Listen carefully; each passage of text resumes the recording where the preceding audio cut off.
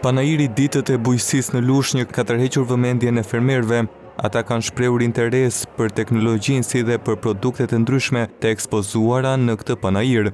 Kjo është një mundësi e mirë edhe për të lidhur kontakte të reja, jo vetëm për prodhuesit, por edhe për bizneset pjesëmarrëse. Shumë prej tyre janë prej vitesh pjesë e këtij panairi. Është një investim që na kthehet mbrapsht, ndoshta jo në aspektin e investimit financiar, se sa më shumë të investimit të njohjes me fermerë, të takimit me klientët ekzistues, por edhe të krijimit të kontakteve të reja. Ne jemi ndjerë shumë të vlerësuar nga klientët, nga njerëzit e rinj të cilët vinë për të vizituar dhe për të provuar djatrat e ndryshme që ne prodhojmë në punishten tonë të qumshtit. Është viti 5 që ne marrim pjesë dhe unë do marr pjesë sa herë që të jetë ky panair.